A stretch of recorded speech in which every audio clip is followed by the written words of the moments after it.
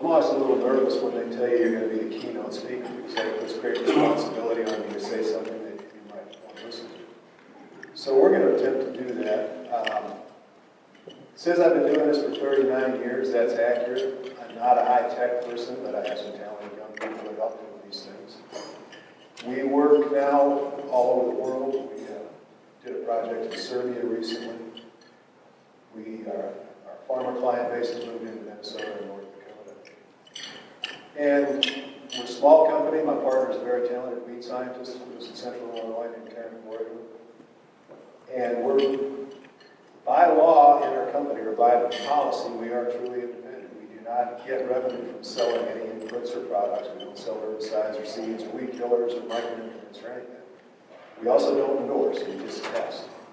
When they tell you you've been at it for 39 years, what they really tell you is you're valuable now because you made a lot of terribly expensive mistakes on somebody else's farm, and then I can tell you not to do that.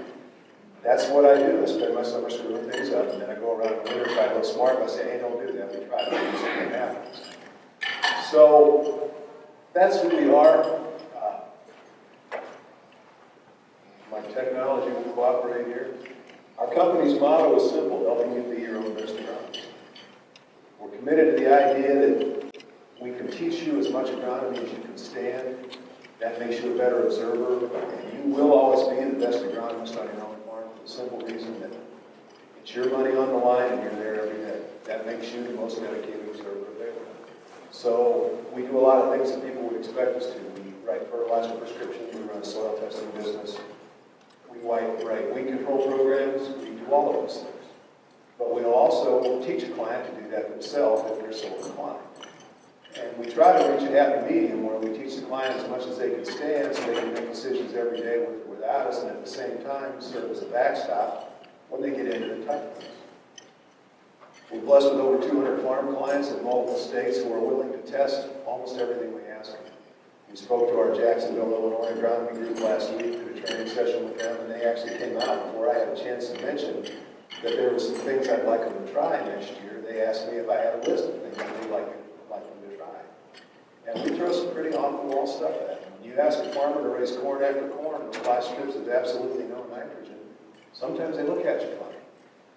But they'll do it because that's the most important. Anytime you run a nitrogen rate study, the most important rate out there is 0, because the one thing we don't do a good job of identifying is how many bushels will the field give us before we start buying nitrogen.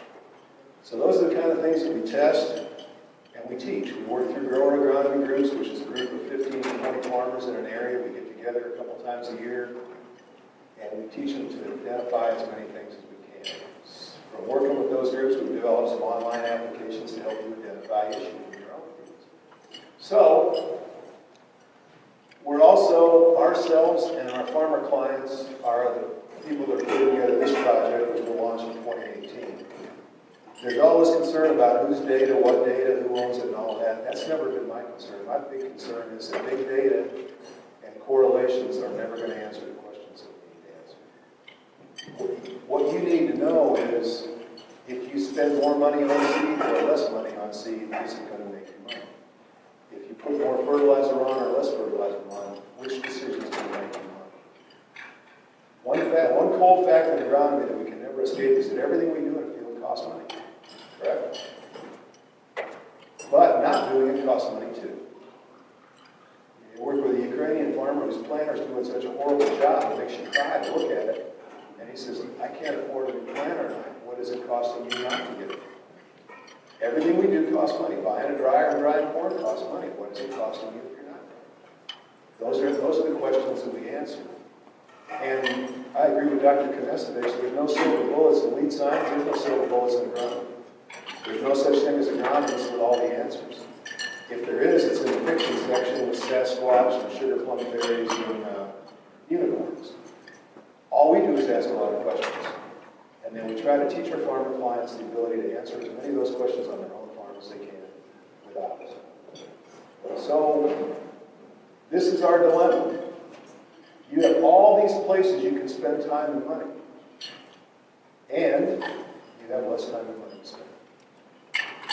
I put a slide up about 5 years ago at a meeting in North Dakota. The gentleman who was there called me and reminded me about that slide.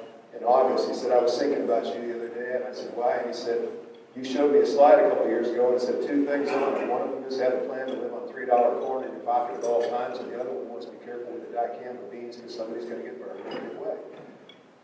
And he's like, you're pretty smart. I said, no, I'm not. It didn't take a lot of skill to see both of those things coming. What we do, we test, we measure, and we report. We don't endorse. We test the product. If it works, we report it. And then we try to figure out why it works. Because this is a very local decision. You do not have the money to cover all of these. You have to pick and choose. Each one of these is a problem, and each one of these is going to be solved by a tool. Many people think being an agronomist is picking the right tool to solve the problem. That's step 2. Step 1 is picking the problem that has to be solved now with your limited resources, and which ones can wait till tomorrow. Because when corn's $3.30, you're solving critical problems now, and you're pushing something back there. That's the reality. I survived the 80s in ag business. The most brutal lessons I ever had in my life, but they stick with you. I've also been married for over 30 years to a red-haired German accountant. And she kid me all the time. This agronomy stuff's great, John, but until you bring it back to money in the bank, you're wasting everybody's time. So that's what we look at. How often does a decision put money in the bank? Which one of these are we going to solve? Which tool are we going to solve? That's what good agronomy is about. Now, if I ask you to be honest with me and ask you a simple question, have you ever in your lifetime driven a nail with something other than a hammer? Log, brick, crescent wrench is a common. Pipe wrench. A hammer would work better, wouldn't it? Well, what's the other side of that equation? I can drive that nail with a $20 steel hammer or with a $500 gold hammer. Which one's the best choice? And so that's what we do. We try to find the critical issue that we need to solve. We try to find the correct tool and the most economic tool to solve it. And then we see what pops up to the top of the list next. So we systematically work through this, but you got to have a starting point. You can't just... The downside of farming and the downside of agronomy is you only get 45 or so at-bats in this game. Can you imagine a Major League Baseball player trying to perfect their trade in the batter's box when their entire career is 45 at-bats? So we have to be quick. We have to learn how to pick and choose where we're going to attack. And so we reduce things into information. What do you do? And actually, what do you do on which farm? Most of your farming operations today are large enough that you're facing different issues on different pieces of land. Some driven by soil, some driven by availability of irrigation or not, some driven by your own farming practices. This business, the business of good agronomy, is a ridiculously local process. 35 years ago, I could stand in front of the group, I could list 3 or 4 things maybe everybody in the room could do that would give them an increase in yield. I cannot do that to you. Because your system is driven by your own needs. So we have some golden rules. Almost anything will work somewhere. Just random chance tells you if you do it in enough places, it's going to give you a positive result. We met a guy a few years ago in North Dakota was selling pregnant dairy cow urine in a barrel. And I immediately had some questions. How do I verify that in fact the cow was pregnant when she peed in the barrel? That was my first question. But he was selling pregnant dairy cow urine in a barrel. You spray it on your crops and it increases your yield. I never quite bought into what he was selling, but I decided if I need the salesman, this is what happened. Absolutely nothing works everywhere. In 39 years of trying, I haven't found anything that generates a universal yield response, other than planting seed at all. And so, as soon as somebody says, we've got this treatment, it works everywhere, you use it, just put it on. Run. Turn and run the other way. Nothing's that good. If we're winning 70% of the time, we feel like we're at the curve. And in reality, that's about as good as we get. Anytime we do something that's the most profitable choice 100% of the time, we immediately back up and say, what did we do wrong? And I'm going to show you some examples of that today. So, almost anything will work somewhere, absolutely nothing works everywhere. If you're looking at corn, it's got to solve the problem that took your last 20 bushels. How many bushels will modern hybrids produce? Well, since it's been done, we now know that 500 is possible. Is 6?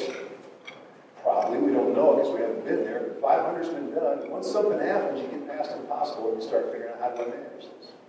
Today's harvest can produce 500 bushels. But our interest is, how did you lose your last 20? Okay? We're building a system to manage information to answer that question on the front end and then measure the results on the back. So, corn management lessons from 2017, soybeans from 2017. Some different things that we were working on. Okay? In corn, where's your last 20? If you harvest 240 bushels, you can accurately assume that at some point in that life, that plant or that field is going to do 260. And your most critical issue is how do you give up the last 20? Because the last 20 out is the easiest 20 to get back. I'm interested in how I went from 400 to 380, but that doesn't solve my immediate problem. If I'm harvesting 240, I want to know how I dropped from 240 to 260. Because those are the bushels I have the best chance of putting back in the system. So we count. Now this can get complicated, but my father taught me a long time ago, reduce everything in the equation. Anytime you're in a situation, you can generate an equation that actually tells you how you got it. And so break it down and let that equation tell you where to go. And so we do.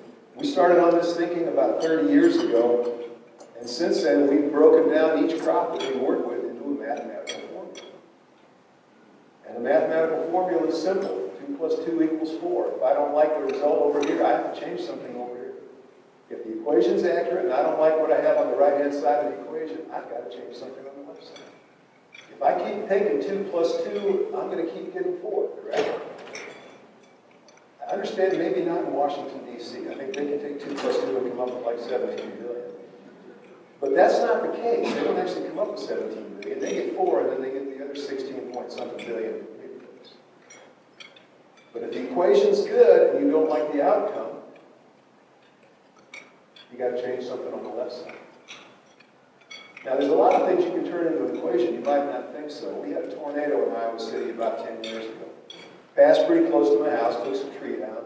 I was lucky I didn't get hit as hard as a lot of people. Probably a good thing because I was standing on my deck listening to it. I was testing a theory. I used to work in Southwest Texas, Oklahoma, Kansas. And they said at night, you can hear the tornado, but you can't see it. And if you can't detect the bearing change, you need to duck because it's coming right at you. You listen, and if the tornado's either moving right to left or left to right, you're okay. But if you can't tell if it's moving left to right or right to left, you probably ought to get underneath something heavy. So I'm standing on my deck trying to determine, I can hear the tornado, but I can't see it, it's dark. And I determined pretty quickly that it was moving basically right to left. I said, okay, it's going to pass this out and get down the deck. Then I heard what sounded like people shuffling cards. And it took me a while to figure out what that was, but it's actually shingles peeling off the roofs. It sounds like somebody shuffling a deck of cards. Everybody says, what's a tornado sound like? Well, it sounds like a freight train. Sounded like a really big air blower and somebody shuffling cards. That's my first experience. But in the process, I had some trees go down, so you get out the chainsaw, you're in the backyard. I was lucky the tornado hit when my son was in between boot camp and Marine Infantry School, so he was home. So we're in the backyard, and we're cleaning up the down trees. We're pretty well done, and my neighbor shows up. Nice guy, my neighbor, genius. This guy's scary smart. He's got a PhD in nuclear physics and an MD in nuclear medicine. He calculates how much of what size piece of radioactive material they put inside the tumor to kill it from the inside out. But he's a little challenged in the basic stuff. How can somebody have a PhD in nuclear physics and not understand things like gravity and leverage and things like that? He was challenged in that. He comes by and I'm finishing up. We're getting ready to pile up some logs on the wood pile and put the chainsaw away. And he goes, can I borrow your chainsaw? I immediately constructed an equation. And this is what I came up with. PhD/MD plus CS. PhD is my brilliant but mechanically challenged neighbor, and CS is chainsaw. What do you think I have over here? Well, I have an associate that's in the property and casualty insurance, and he would call this PI plus PD, which is personal injury and property damage. Now, that's not an acceptable result, but what's that mean? I have to change something over here, though. If I don't like what's here and the equation is valid, I have to modify here. Now, he's a nice guy. I don't want to hurt his feelings. And say, look, you pick up a chainsaw and I'm going to be calling an ambulance. That wouldn't be polite. But you gotta think quickly. So I'm like, My chainsaw's pretty old, it's hard to start, it can really frustrate you. I'll just send Sean, who's my son, I'll send Sean along with you. You point, he'll cut. And you'll get your work. So I modified the equation over here. I added one more part. PhD, MD, chainsaw, ES, eldest son, equals WD and ND, where WD and ND is the worst better when he's dead. Now that's a humorous exercise, but it demonstrates there are equations in places where you haven't seen. And one of them is in cornfield and one of them is in soybean. So we construct an equation to make a yield, and then we attack. But if you do this, it helps you think. You do not have the time, the money, or the years in your farming career to randomly just start throwing things in the field to see which one's going to give you a higher yield. You've got to target your approach. And sometimes some of the things that we pick are contrary to some of the other things we pick. I'm going to give you an example of that later. One of the things we can chase for high yields in the cornfield is actually negative against one of the other things that effectively help us get high yields. So, I'm going to give you a hint. You need a construction equation that equals yield, and we like uppercase y better than lowercase y just because big yields are more fun. Okay? I'm only going to give you two things over here, and you multiply. One thing times another equals how much you can pay for. What will you fill in? In the very basic math. Kernel number per acre times kernel weight. Now even that has a mistake in it. We evaluate hybrids in this country specifically on unit of yield per unit of area. I was reading some Chinese research where they do what they call PYE, which is plant yield efficiency. They evaluate the variety based on its ability to produce product per plant. Then they modify that to go on per unit of area basis. Sometimes we miss some things when we only evaluate on yield per unit of area. So number of kernels per acre times what they weigh. And one confusion here that happens a lot, kernel weight and test weight are not the same. Kernel weight is how many kernels do you have to pile up to get to 56 pounds. When I started, we used 90,000 kernels as a normal corn yield. This year, we measured cornfields that produced a 56-pound bushel and 55,800 kernels. That's a new record. Up until this year, my lowest number was 63,000. So kernel weight has become more important to us recently. Today's hybrids can produce very high yields. They're more dependent on producing a larger portion of that yield with kernel weight as opposed to kernel number. Now, kernel weight is the bottom. Kernel number is broken down into all these things. Plant count, ear count, and this chart also shows you the stage of growth where we have the best opportunity to modify that number. When we're trying to raise a corn yield, we're not just trying to raise a corn yield, we're looking specifically at one of these areas. And the reason we're doing that is the field told us to. We've got a late season online application where you count rows, you count girth, you count ears, and it basically spits back feedback that tells you, should you be chasing kernel number, should you be chasing kernel weight, should you be chasing kernel number early or later? What time of the year did that plant give up that last 20 bushels that you didn't get? That's where we're at. Now, when I started my career, we did some numbers in 2008 just for fun because it was my 30th year. And I was still in 2008, and today I'm working with farmers and sons of farmers that I worked with when I first started as a rookie in 1978. And so 2008, one of them in Central Illinois said, you've been working in this neighborhood for 30 years, what's different? So that became an exercise we looked at. And we figured out pretty quickly that we basically had added about 100 bushels to yields in Central Illinois from 1978 to 2000. 30 years we gained 100 bushels. Almost all of that came in the area of kernel count per acre, and almost all of it came right here, pushing populations and improving planting systems. And so we kind of kept following that road, and because of that, after 2008, we made some mistakes. We started looking at fixed ear varieties, 44,000 plants in a 20-inch system, irrigated with hog manure, and figured we're going to consistently hit 300 bushel yields that we hit a wall.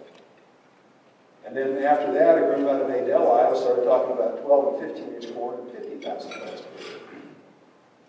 And then that got really quiet. They hit a wall. And the wall they hit is plant nutrition. One of the things that we're working very hard on right now, trying to teach our customers and clients, is the concept of allocating resources within the field. You build corn and you build soybeans out of water, sunshine, and list of minerals, correct? What do you build stalks and stems and leaves out of? Water, sunshine, and list of minerals. The same water, sunshine, and list of minerals. And so what we've learned in some situations, we don't want to allocate too much of our resource base to things that we don't get to sell. Very high population corn, very high population beans have a place, but not everywhere. And the art becomes, which place do you do well? So in some of our farms, we're still chasing kernel count, ear count, and plant count. And a lot of farms, we're not chasing kernel. So in a lot of fields, especially very high yielding fields, kernel weight has become important to us. And again, it's not tested. I've seen bushels where I had 68, 69,000 kernels would give me a 56-pound bushel, and the test weight would tell me that it was 59 pounds. And I can show you fields where we had 90-some thousand kernels to get to a 56-pound bushel. And the test weight would tell me it was 59 pounds. We don't spend a lot of time on test weight because as a diagnostic tool, it doesn't give us a lot to work with. But kernel weight does. Kernel weight tells us, did we run out of gas at the end? And we're also picking up a trend. When we're looking at 260 and 270 bushel corn yields, that yield is more dependent on kernel weight than kernel number. How do you get maximum kernel weight? You have to keep things alive. The other thing we find, these two things are kind of contradictory. If I'm chasing maximum kernel weight, in a lot of cases I shouldn't be pushing sky-high populations. Because if I plant thicker, my probability of the plant dying prematurely gets greater. So those are the kind of things that we're working with. So every slide I have says something about rethinking, because since 1978 when I started, I do nothing but rethink. We have two philosophies in our business. One of them is find the best way to do it for the lowest cost with the highest probability, or the highest frequency of a profitable response. That's what we chase. The second philosophy we have is we never assume that what we're doing is going to last more than a few years before we have to reevaluate it and find a better way. So, modern hybrids can raise 9 to 10 bushels per thousand seeds. Yes, because there's a couple people in the country that are doing it. When we started getting our yields up to around 200 to 250 in 2008, we realized we're only producing 6 to 7 bushels per thousand seeds. That was actually lower than we started in 78, so our yields went up, but our bushels per thousand seeds went down. Our question became, these two gentlemen can raise 9 to 10 bushels per thousand seeds and 50,000 plant 500 bushel environment. Is there a reason why we can't raise 9 to 10 bushels in a 260 bushel environment than it was? So we started challenging. And we learned some very important things. So in some fields, we are shifting our focus from ear count to ear size. And ear size is how much weight there is. And a lot of ear size right now is kernel.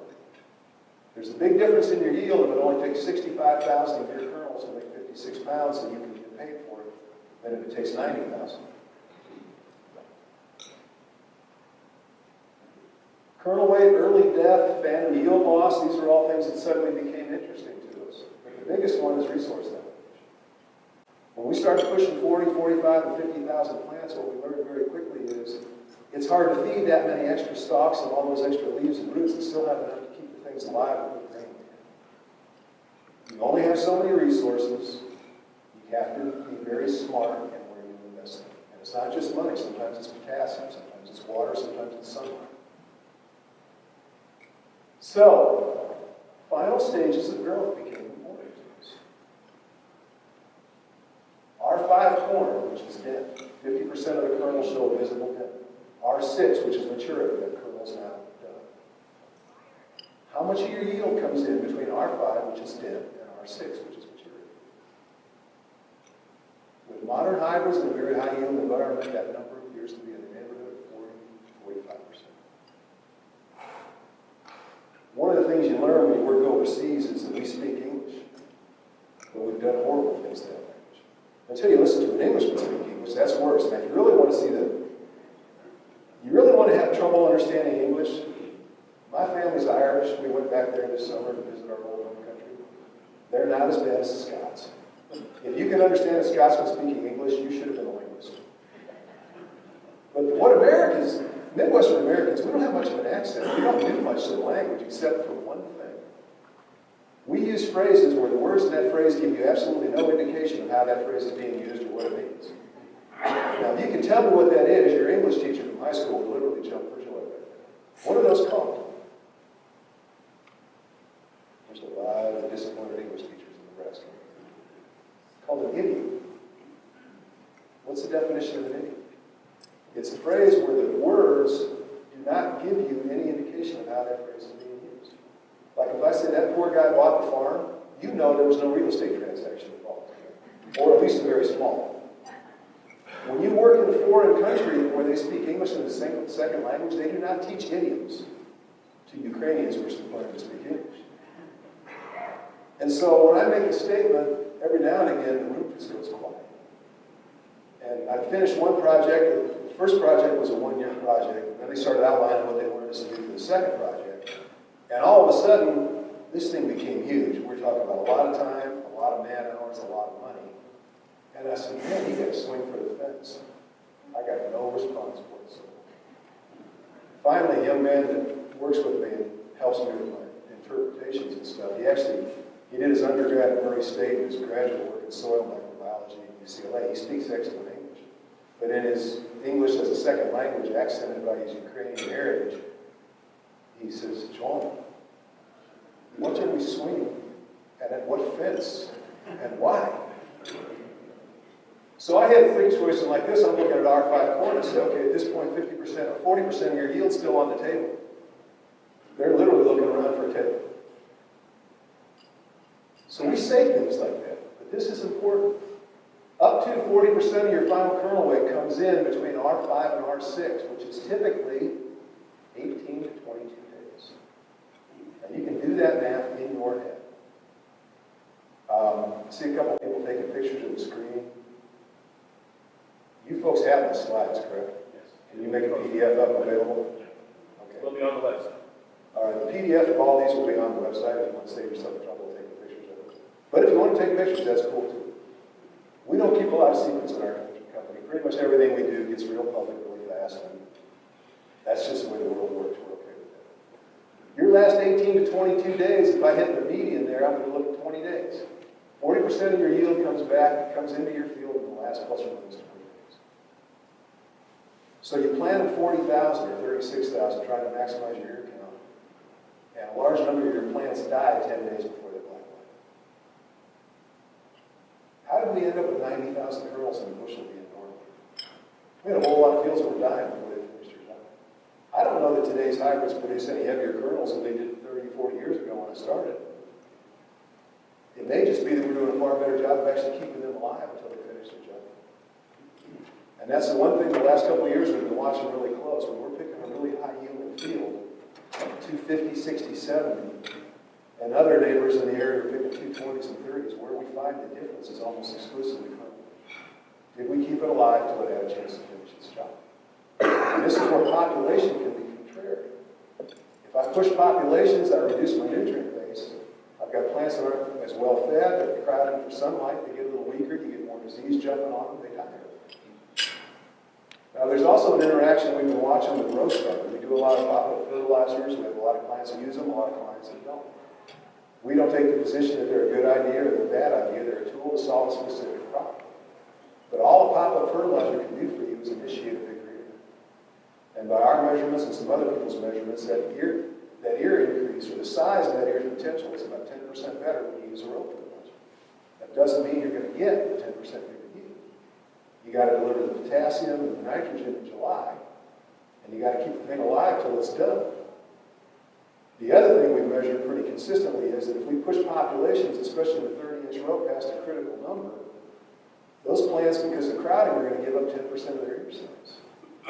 So now I'm all of a sudden in a situation, I put on a row fertilizer and increase my ear thickness by 10%, and I planted 36,000, which decreased my ear size by 10%. So what did I do? It's really big, it's really pretty, it's really green, it yields exactly the same, but I bought 3,000 extra seeds and spent $17 an acre on row fertilizer. So the point we're trying to make is, you kind of got to pick a target. Are you chasing kernel weight, or are you chasing ear count and kernel number in high populations? Because they don't necessarily go well together. Now, if it's a rented farm, we got soil nutritional problems. We don't have adequate nutrients in the soil. In some soils, we got excellent soil test levels, but the mobility issues we can't overcome. Then we tend to go more to a flex-ear variety and pull the population down and try and maximize growth. If I've got excellent resources, we've got some clients that have dark, beautiful prairie silver river bottoms that have irrigators on them, and they've had enough hog manure on them in the last 20 years that you don't need to put hog manure there anymore. There, we'll probably push the populations. But when you push it to the point where you start having plants die early, it's pretty easy to give up 10 to 20% at the back end because you push an extra 10% on the front end. So you have to analyze your own fields, look at where your holes are, and try and figure out which one you're going to chase, because we recommend you don't chase both. If a plant dies prematurely by 10 days, you're probably leaving somewhere between 17 and 22% of your yield on the table. So this is a triangular relationship that we've been working very hard on, and we work on this in corn, soybeans, wheat, grain, sorghum, those types of things. Population versus nutrition versus space. When plants get crowded, they react negatively and they reduce their ear size. When soybeans get crowded, they reduce their growth habit. They drop pods on the ground. They do all kinds of negative things. And so those things become important. And the last few years, we're seeing some very interesting stuff as we try and balance this. We started writing planter prescriptions for variable rate seeding about 10 years ago. We actually felt like we were good enough to do it on a commercial basis about 4 years ago. It actually took us 6 years of trial and error to get to where we were comfortable enough that we thought that that was something we could actually put a feed on. One of the things we do when we check populations is we take whatever we think for that soil and that yield target and that environment, and then we challenge it down to 10%. And then we do a very simple measurement. How many times did the 10% increase in the seeding rate make us money? How many times did the 10% decrease in seeding rate make us money? If we're right, we think we'll be right. Our population should be most profitable 70% of the time, and we should lose to going high versus low an equal number of times. The first few years, what we found is we never lost to going high. And never is a very powerful word in agronomy, because never should not ever happen. If 100% of your trials where you increase population show no yield response or no increase in profit, what did you just learn? You were too high to start. You have to break it on the low side and break it on the high side to understand where you're at. We ran a whole bunch of trials on corn populations this year, a whole bunch of trials on soybean population. And for the most part, I will tell you that in one area, we achieved 100% failure. And I'll tell you what I mean in a couple of minutes. This is one of our clients. This is McQuan, Illinois. If you're not familiar with McQuan, if you know where Galesburg, Illinois, and Peoria, Illinois is, and kind of draw a line between the two, you're going to come close to passing through McQuan. Not exactly close. Western Illinois, dark prairie silver, good soil. This is a strip tilling operation. They do place fertilizer under the row, and then they plant that thing on top. Okay. 2 hybrids in a population trial. Seeding rates of 28,000, 32, 36, and 40. There is a significant failure in this test. What is it? As scary as it was to go 28,000 and we're shooting for 300 bushels, we did not go low enough. Because I can't tell you if I would have gotten a bigger yield at 26 or 24 or a lower yield. I can assume, but I don't know that, because we can break it on the bottom side. And so what we're building on our information side is using off-the-shelf software. We do 100% of our ag GIS work with a program called QGIS from QGIS.org. It's free. You can go home tonight and download exactly the program and we do everything we do. We also have kind of a personal goal that we want to run a Microsoft free business. So we're doing most of our work now is done on a Linux-based computer using LibreOffice spreadsheet, a free database, and QGIS, which is a free geographic information system that is every bit as capable as anything you can buy for a whole lot of money. Actually more capable than those. One guy said, well, is it user-friendly and intuitive? No. Is there a GIS program out there that is user-friendly and intuitive? No. You can have one you paid a lot of money for that's not user-friendly and not intuitive, and you just got to tough it out and learn how to use it, or you can have one you get for free and don't have to pay an annual maintenance fee on it that's not user-friendly and not intuitive, and you have to tough it out and learn how to use it. But the one thing we can do is we can write scripts that take things that we do, that take 100 clicks, and we can reduce it to 3 to sometimes 4. So all the data crunching and stuff we do is done basically on off-the-shelf open source software. There's a hybrid egg and a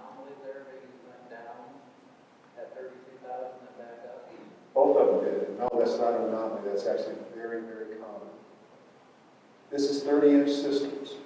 And one of the things that we notice is, depending on the variety, somewhere, this is the lowest we've seen it.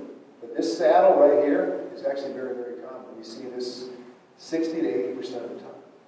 There comes a point where you crowd them a little too close together, they react negatively. And they react negatively by giving up air cells. And in many cases, they actually react by aborting the upper air valve in a second. We've actually seen this measured. We've actually made it happen. This saddle is not an anomaly. It's actually normal. What's abnormal about this study is that's the lowest population where I've seen it. We typically see that saddle 34, 35, 36. There comes the point where we crowd them together, they're giving up ear cells. Pardon me. There also comes a point where we can't feed them good enough. And so we give up a little bit of ear size on the front end, and then we increase the premature death on the back end. And that makes it harder for us to maximize for you. But no, that's not an anomaly. That's quite common for us. That's one of the things. You've ever seen population by corn yield results? They always got this beautiful diminishing returns curve. It's not what we see. If you look at single hybrid, single location, multiple populations, you see a pretty linear response and then a hiccup. I know that's a scientific phrase, but where it drops back about 6 to 8, 10%.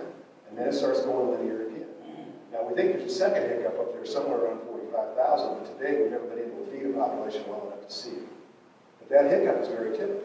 The problem is, depending on the environment and the variety, that hiccup might occur at a higher yield or a lower yield or a higher population or higher yield. You blend all those things together, dump them in a bucket. Now you got this beautiful diminishing returns curve.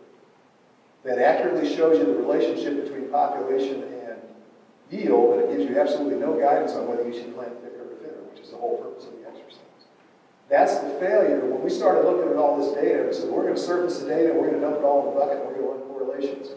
We worked on that for about 3 years in the 90s and basically figured we were going absolutely nowhere really fast and very costly for us.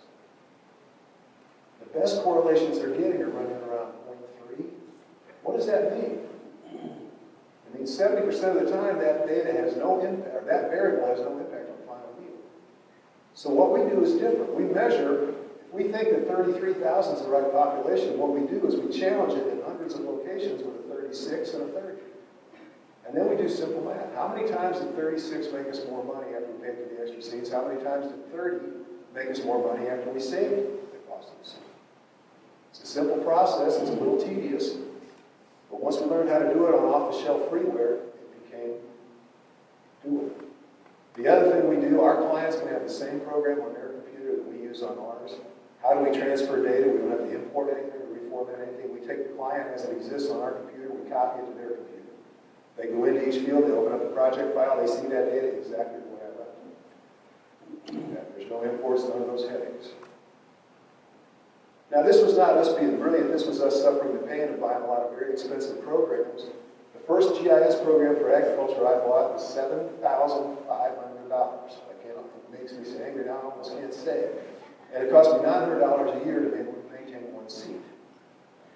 We rapidly got to the point where I might need 4 or 5 seats of that thing all year, and I might need 15 during the busy season. And I couldn't do that. So we tried some other stuff. We finally settled on Q, because we can, if I need 10 extra seats for the busy season, we download 10 extra seats. We do send them a donation every year to keep the thing going because it's important to us.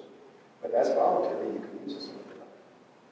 And the other thing we hated about everything, once we made the decision we were going to a different program, exporting all the data out of that one and importing it and reformatting it into the other one, that becomes a major process. Times 200 clients, times 12 to 15 fields per client. Now you've got a major undertaking. Q uses all standard file structures. It'll run on Mac, it'll run on Linux, it'll run on Windows. And it'll do anything else will do. So this gets interesting. Where was my most profitable yield? Right here. Where was my least risk of drought stress? Right here. Where was my least risk of disease and premature plant death? Right here. Now let's look at it another way, because the question was, can we raise 9 to 10 bushels per thousand in the Midwest? This is yield in bushels per 1,000 seeds. Okay? 28,000 seeds, I'm raising 10.86 with one hybrid, 10.6 with the other. 32, 35, 40. Where's my best return on investment for my seed purchase? Could I have gone lower? Can I get 11 bushels per thousand? Don't know. That's the problem with agronomy. When you make a mistake in a test, guess what? You got to wait an entire year. You can't run back into the lab, set it all up, and run it again. You get to try it again next year. And I'm 60, okay? I only got so many at-bats left. We got to get faster and quicker in this game. I got a couple guys with gray hair like mine. We became more valuable recently, though, in the area of weed science. I got invited to speak at the Penn State crop conference for the simple reason that I was old. They're out there, and they're all of a sudden in the Delmarva area, southern Pennsylvania, Maryland, they're going to raising a whole bunch of non-GMO beans. And somebody said, how are we going to control weeds in these non-GMO beans? And somebody says, we need some old guy that knows all this stuff they did 30 or 40 years ago. A friend of mine was there, and he said, I know the guy. We just dusted off another 40-year-old herbicide this week and started working on, how do we fit it into our program? And so that's one of the things my partner works on very hard. How do you take 30-year-old generics and come up with a mix that will control your water hand and reduce the risk of making things more resistant to more stuff? You saw earlier, we got waterhead resistant to 5 groups and we only got 3 left. So we're learning to be really, really careful with those other 3. You're either going to chase kernel weight or you're going to chase kernel number. But you can't really do both. You got to pick. If it's a rented field, you got limited fertility. You don't know how long your lease is. You're not going to buy a whole bunch of commercial fertilizer to raise soil test levels on a field that you don't know if you're going to have more than a year or 2. So maybe you go to a more flexible variety, you go to. The other problem you run into is a very high percentage of the nutrient issues that you run into are driven by mobility issues in the soil and not concentration. The downside of soil testing is it measures a single variable, that's concentration. Nutrient deficiencies are caused by 3 variables: concentration, location, and mobility. And the ones that we're battling the most right now, probably potassium is the biggest one. It's almost exclusively driven by mobility. Some soils, potassium is quite mobile. Other soils, it's not. We've got fields where we've got 300 parts per million of potassium.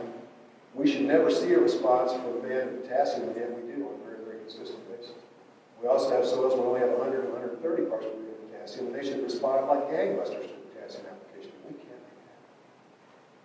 Your nutrient mobility and your plant nutrition is a very, very local issue. pH, residue management, drainage, tillage system, and how rapidly you're recycling your organic matter. All those things affect these mobility issues, and they're incredibly local. We have a few guidelines we developed to say, yes, we probably have a problem, but we have to actually measure that problem on a given field to know. And as we start going to today's hybrids, the big variable that we need to master is plant nutrition.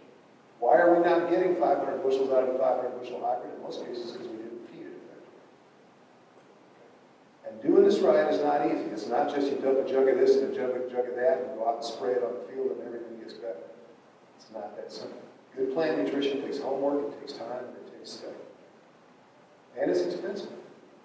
There's no cheap way to do good plant nutrition. But it's critical, because if we can feed them better, they'll do better. We're funneling this thing down to where the 3 variables that are left are water, sunshine, and plant nutrition. Our hybrids are outrunning our abilities in those 3 areas. Our planting techniques and our farming practices are outrunning our abilities in those 3 areas. So we focus a lot on plant nutrition, not to maximize yield, but to make money on that investment. Fertilizer is an investment you make just like everything else. It's no more important than weed control or tile or dryer capacity. You put your money where you get the highest returns, because then you have more cash to solve all problems. How do you survive an economic period by the 80s? You're very critical to invest in things that have the highest potential for revenue, and everything else has to wait. So, kernel weights are now a more critical part of your final yield, higher this year than we've ever seen. Then it brings us back to the whole idea, are we losing money by drying in the field? Purdue said yes. Iowa State just recently said no for the 2nd year. Nebraska did some work on this years ago. Their answer was no. Our answer is it possible that as yields go higher, losses from field drying get greater? That's the question we're chasing. We have clients that have committed a large amount of money to drying systems. They swear by it. I'm on the fence. I think it happens in some fields. It doesn't happen in other. I think there's a yield component and a hybrid component. And that makes it very interesting. I was very interested in the gentleman's discussion about using the multi-hybrid planting because we have a client working with that. One of our challenges is how long does it take us to understand the hybrid that well to where we know whether to put it on the good ground or the bad ground or the high pH or the low pH, and how long are we going to have that hybrid? Because right now it takes us about 3 years for us to figure out how to use that hybrid, about 3 years for them to replace it with new. You know, we're chasing another thing. What's the optimum yield for bushels per 1,000 seeds in a given variety? I'm pretty independent. I like it that way. If I accept an opportunity to speak at a meeting, I'm very clear that I'm going to say what I think. It may not be popular with some of the people there. I spoke at a seed meeting 2 weeks ago. They listed 7 of their best hybrids, and they showed on every one of those slides, it says it's fairly flexible to push populations for maximum yield, and I come up and hit the audience with that. We didn't have to do CPR and all the seed reps, but we made it. I'm not pushing high populations, I'm not pushing low populations. But you need to decide to push one or the other, because you can't really do both. And you may have fields within your farming operation where going low is actually a better deal, and on some of them going high is a better deal. Then there's a hybrid component too.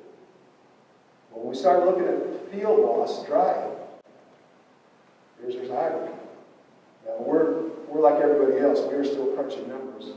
There's a whole lot of data we collected in 17 that we don't really understand yet. We haven't really processed it to the point where we know what it means. This was a study done by one of our clients in Bloomington, Illinois. We planted 12 hybrids in 16-row plots. We went in and harvested 8 of those 16 rows on the 28th of September at 21.7% average moisture. Then we went back in and we harvested on October 21st at 16.05. We weighed everything. All of the hybrids averaged a 1.85 bushel per point of drying in the field. The highest loss was 24 bushels, the lowest was 0.6. What I can't do here is I can't segregate how much of that's head shed or ear dropping on the ground harvest loss conditions. How much of it is a drop in kernel? So we added another dimension to this. When we went in here and picked on the 28, we went to these 8 rows and we harvested ears. And every time we harvested an ear, we tied a piece of surveyor's ribbon around that, came back in and we picked the second batch and we harvested the ear off the next plant. Those ears, as soon as they were harvested, were shelled. We cleaned them, we ran them through a seed counter, we counted out lots of 1,000 seeds, and then we weighed them and converted them back to 15%.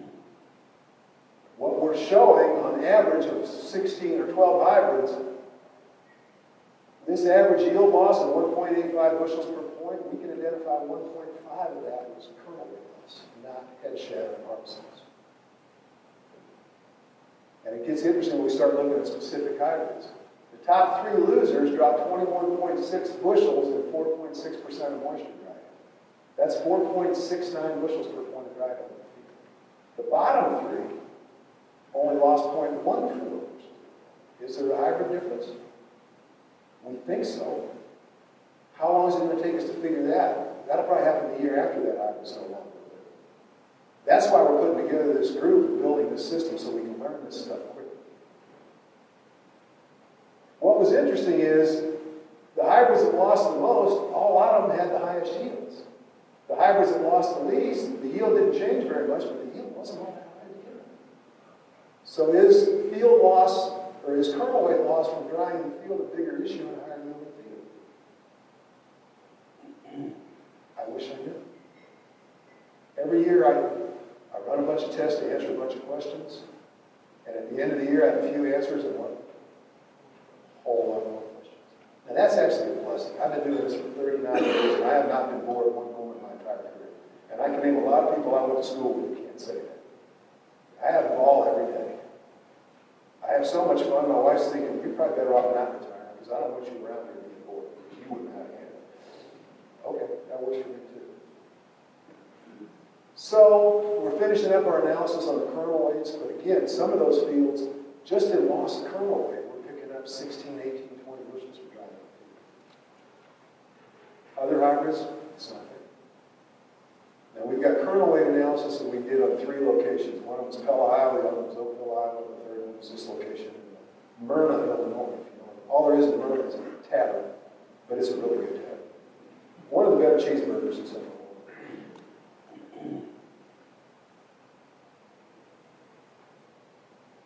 Now, this has become a big deal. Potassium mobility in high populations is something that we've been struggling with for quite a few years. You need roughly a 2% concentration of potassium in a B6 corn plant. You need roughly the same 2% 3 to 4 weeks later when you're now looking at a BT corn plant. How many total pounds of plant mass have you increased in that field? You have to deliver a ridiculous amount of potassium to that plant between B6 and potassium. If you don't, it will cannibalize the stalk, it will shorten the plant's life, and it will shorten up its kernels. Some fields will let you do it, but the problem is potassium mobility is sensitive to several things, a big one being soil moisture, especially in the clay soils. Clay soils dry out, K mobility comes down like a meteor.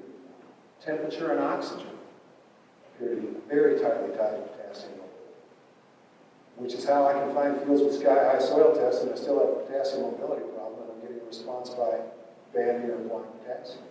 And then I can find fields with ridiculously low potassium tests, and I can't buy a response. In one field, we got mad. We actually put 1,200 pounds of potash in part of the field. 6 years ago, on a field with an average of 100 to 120 part per million K tests. We're still looking for that spot to show. We did 800 pounds going this way, 400 pounds going this way, made a great big X, and in the middle of the field, there's a diamond-shaped area of about 3 acres where we put on 1,200 pounds of WO6. 6 years ago. The grower asked me, why the big X? And I said, because you know how many satellites are looking at this stuff? Someday, all of a sudden, they said, what's this big X? And there's going to be all kinds of theories about aliens, that's where they're going to land and all this stuff, and all of this. And I've been terribly disappointed because we've been taking satellite pictures on that field for 6 years, we can't see our big X. In a field where we knew we had soil tests. So K is mostly a mobility issue. And here's the problem, buying fertilizer and cranking up the soil test level on a field that predominantly has a mobility issue is money we can draw. So what we're looking at, rented ground, high clay content, high mag to K ratio, places where we frequently have problems with potassium. Should we go to a more flex hybrid, go to a lower population, not suck up so much of our potassium into things we don't get to sell? So that's one of the list of 100 or so challenges we're going to wrestle with this year. What about soybeans? Population, nutrition, and space, but we just threw one big wild card into it. We're now looking at an indeterminate crop. How big can a soybean plant get? Well, how much time, how much room, how much resources are you going to get? One group we work with is a seed company, and they're going to have a big soybean contest. And we've been thinking about this for a while, but take a soybean, put it in flower bed. Mulch around it, water it, keep the deer from eating it. How big will that thing get? We had a guy raise one this year. I got a picture of it sitting in the back of his truck. I said, you know, you ought to just take that thing in the house, put Christmas lights on, and it'll save you the $60 for a Christmas tree. They will get big. They're limited by space, time, and resources because they're an indeterminate crop. Soybean has no idea how big it wants to be when it grows up. It's just going to see what it has to work with. So this is a totally different animal. And there's lots of data out there that says soybean populations maximize yield at 125,000. We haven't been able to see that. So I'm going to skip through some of this stuff just for time's sake. What's our big yield limiting factor in beans? We think it's this. How many pods are we dropping on the ground? Even in 80 and 85 bushel beans, we're dropping lots of pods on the ground. Our assumption is because they ran out of a critical resource. So now we're thinking about the same thing. How many pounds of those critical resources are now tied up in things that I don't get to sell, like extra stems, all those things. So we started playing with soybean populations. One guy said, this picture is not vivid enough, John. You need to spice it up. I said, what do you think I do? He said, do this. I guess that has more effect. I'm not really like a video producer. So we've had a dramatic increase in seed costs and a dramatic decrease in seeds per bag. Anybody remember the 750 John Deere drill? State of the art, right? On the bottom half. The top half, 1930s seed metering system. But life was good. We were dropping 250,000 seeds with a John Deere drill for a couple of reasons. One of them was they were expensive. You needed a 30-foot John Deere 750 drill, but you couldn't afford it, so you had 15 and you ran it 12 miles an hour. Then you had to put a harrow on the back of it because you figured out the harrow's planting more seeds than the drill actually is.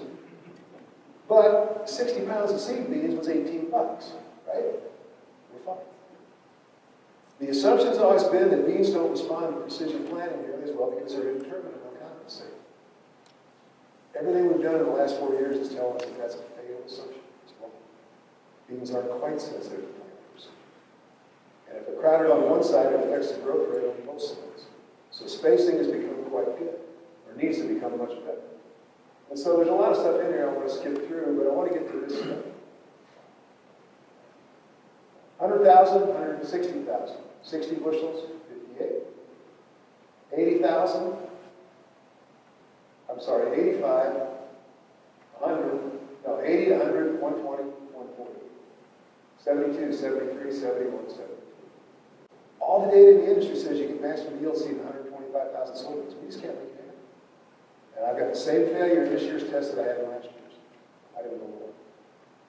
We went to 50,000 seeds in some fields. We did 30-inch rows, 15-inch rows. As long as they're planted at a reasonable date and the spacing is good, we didn't go home.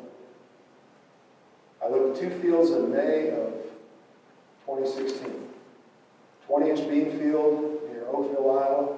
8 years of continuous corn, 7 years of hog manure, irrigated dark prairie soil. The guy planted them. He had all kinds of problems with herbicide injury, frost, cold, heavy rain. I'm out there the last week in May. He's got 56,000 plants in his champion, supposed to be 80 bushel bean. And my question that he was asking me is, do I really plant? I said, no, I wouldn't. And you could see him just cringe. He's like, John, 8 years of continuous corn, 7 years of hog manure. This has got to be an 80 bushel bean. I think it's got just as good a chance of doing it if you leave. That field scaled 81 bushels. 56,000.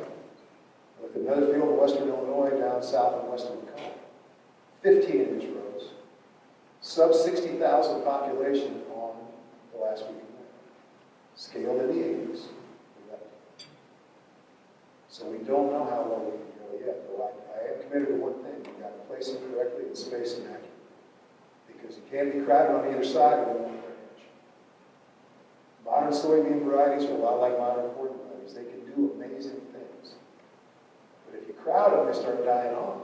If you crowd them, they get weak. And if you crowd them, they waste resources. This is 2 typical plants out of 80,000, 100,000, 140. Now, since I'm totally out of time, and all this stuff is in your slides and you can get it, I want to go to one thing. This is 6 feet of soybean row, planted to high population in 15-inch rows. How much of the yield in that field is coming out of the top 1/3 of the canopy, and how much is coming out of the bottom? How many plants do you see there that are producing little or nothing? They sucked up resources. There's a bunch of plants out here, all they did was suck up the resources that would let this plant keep a few more pounds. So one of the things we're working very hard on, and I would urge you to work hard on, is how are you allocating resources within the field to parts of the plant that you can sell versus parts of the plant that you don't? Do I have time to take a couple quick questions? Or? Yeah, go ahead. Yes? Okay, on that slide right there, since it's up, plants that are not producing any pods, do you think that's an emergency problem, or what can I do to keep that from happening in my field? I can't tell you for sure what it is. I think this one is doing almost nothing. It's just crowding. I think bean sense competition almost as effective as corn is. And what we're doing, if I go back to this picture, that's a B3 soybean plant. That appears to be when it decides how many branches it's going to grow. So I want them to have the space on both sides. Because the one thing we're seeing is if I crowd that plant on one side and leave it a big gap on the other, it reacts more to being crowded on one side than it does having a big gap on the other. That was the killer of the John Deere drill. It dropped 3 or 4 in a bunch. The 2 middle ones would get sick and die. The one thing we really noticed with the Deeres when we first started using them is how many plants we were losing in the middle of the season. And it was always the ones stuck in the middle of those groups. They were just starving for resources and sunlight, and then some disease jumped on them and out they went. That's why when we went to 15-inch rows, well, technology, that was a new term. All of a sudden, our seed beans were $42 for a 50-pound bag instead of 18 for a 60. 250,000 with a John Deere drill just wasn't going to work. We learned really quickly that with the drill, our surviving population in harvest was down to like 60% of our viable seed. As soon as we went to a 15-inch planter with some semblance of decent spacing, our surviving population in harvest jumped up to like 82% of the viable seed. And we paid for the 15-inch planter by seed savings just because Then I had to go through another psychological thing. I'm working with a bunch of guys that were dropping 250,000 seeds for several years. And I always get the question the same way. It's formatted something like this. It's like, what do you want me to see with this 15-inch planter that you convinced me I needed? When I left Illinois to take a job in Iowa in 1983, my clients down there gave me a plaque. And it basically said everything that went wrong on my farm was either God's or John's fault. And unfortunately, they're probably accurate. So, you know, you tell this guy, he used to plant 250,000 seeds. What do you want me to drop this? I said, 140. And you can, I mean, modern telecommunications is a wonderful thing. You can hear a human being cringe on the other end of the phone. And I can hear him cringe, and he's like, oh, you think I can go that low? I said, no, I think you need to go to like 110. I just think I can get you to go that far in one step. Just trying to make it a little easier. When you run tests like this, all of a sudden now you're in a wicked position because the little voice in the back of your head says, all right, smart guy, what are you going to do with this? I didn't go low enough. We went down to 50 to 80,000 seeds in multiple locations across 3 states, and we did not trigger the yield loss of any measurable significance. What does that tell you? We did as well as we should. When you test, you got to create a failure on the high side and failure on the low side. You know, where is the sweet spot? We didn't get the low side failure, so we don't know how low we can go. Now, you can look at a lot of data. Oh no, you got to see 125, you got to see 140. Take a hard look at how they planted them, did they space them? Take a hard look at data. I don't think you want to play low population beans until you get very good at spacing them correctly and getting them under. You don't want to play low population seed beans without excellent seed quality, without a little bit of fungicide seed treatment on them to make sure they come up. The later your planting date goes, up until this year, the data said if you plant later, you need to plant thicker. This year, here we go again. We got beans planted clear out May 20th. 50, 80,000 didn't change it. Thank you. Any other questions?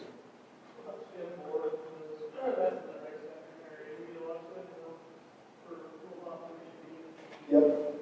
There's always a local condition that drives what you do. I'm the guy from out of town.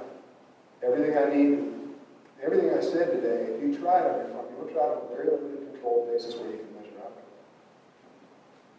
I see that everywhere I go. The worst thing you can do is go someplace else and assume that anything you know about crop production is valid, because it may not be. Some things transfer, but you got to go and find out. It's a very, very local game. So our business is built to help people understand how to read what they see in their own fields and make better decisions. With that, first of all, thanks to all the sponsors and the High Plains Journal for inviting me out. I had a lot of fun being here. Thank you for listening to me. Thanks for having me.